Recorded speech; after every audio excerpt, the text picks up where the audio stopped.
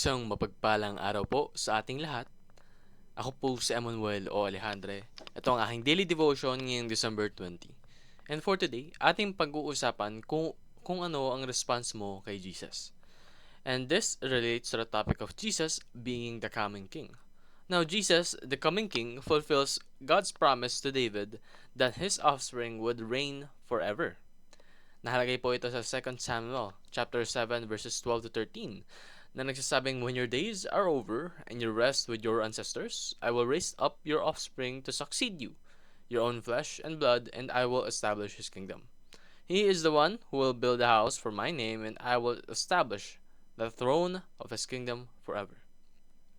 Now his birth in Bethlehem marks the arrival of this promised king, bringing salvation, justice, and peace. He reigns not by worldly power, but by grace and truth, establishing a spiritual kingdom that secures eternal life for his people and demonstrates God's sovereign plan for redemption. Ngayon,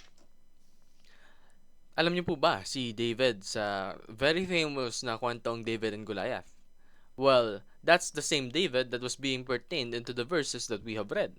Ibig sabihin po nito, nung tinalo po ni David si Goliath, eventually, siya ay naging king. And as king, David went for God's heart. Kumbaga parang ay na-actively seek out niya yung Panginoon natin. And when God communicated to him, God promised that his offspring will succeed him. His own flesh and blood, and he will establish the kingdom. Well, after David, there goes King Solomon, no? Na pumalit sa kanya. Then, finally, yung pinipertain dito sa promise na to, the coming king, Jesus was born in Bethlehem. And with his birth, marks the arrival of the promised king.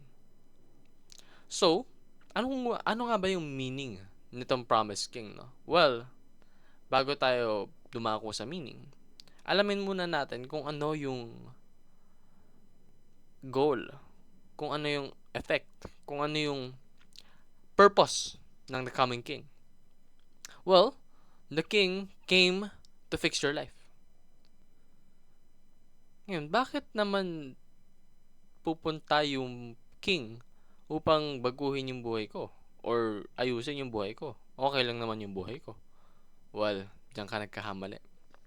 Because our lives are flawed. Kailangan itatak natin sa utak natin yan. We are not perfect. We are far from it. We are full of mistakes. We indulge in sin every single day of our lives. And it is Jesus' work that will come to eventually fix us, restore us onto the desired state of when God created humans. So aside from that, the king also came to fix your family. How? He came to fix your family through you.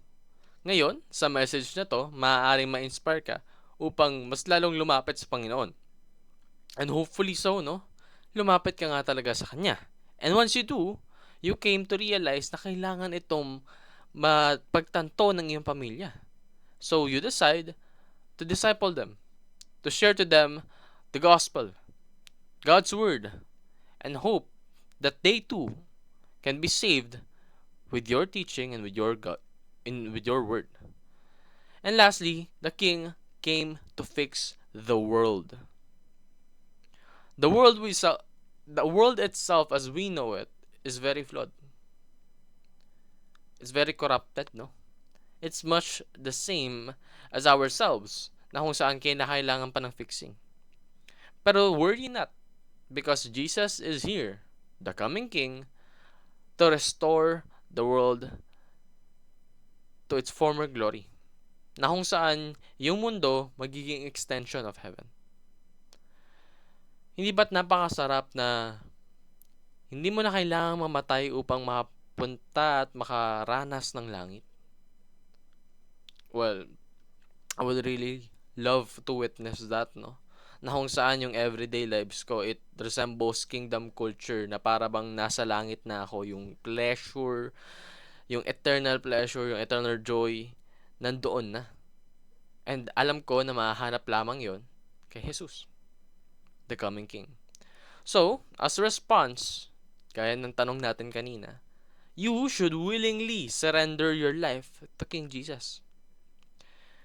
If lahat ng tao, ay mag-willingly surrender ng buhay nila sa Panginoong Hesukristo at tunay na isasabuhay at susundin ng kanyang katuruan, then surely our life will improve for so much better.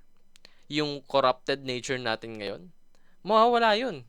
Kasi wala yun sa katuruan ng Panginoon. So if we willingly surrender our lives, we will help with the movement of purifying this world. And isa pa, win your family to become kingdom citizens. Ngayon, alam mo yung kinakailangan upang makareceive ng salvation.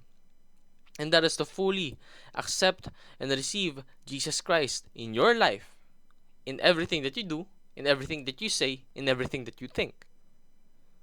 So, bilang mga family members mo ay mahal mo, hopefully, no? Gusto mo na sila ay maligtas din. So, you should win your family and you should disciple them. And wage war against the world with the gospel that God has given you. I truly believe that the gospel can serve as both sword and shield, na kung saan pwede natin gamitin upang umatake ng kalaban at maka-impluwensya ng tao, pero at the same time, pwede natin gamitin upang depensahan ang ating sariling paniniwala at pananampalataya. So yun lamang po ang aking daily devotion. Hopefully marami kayong natutunan. And as always, give glory to God.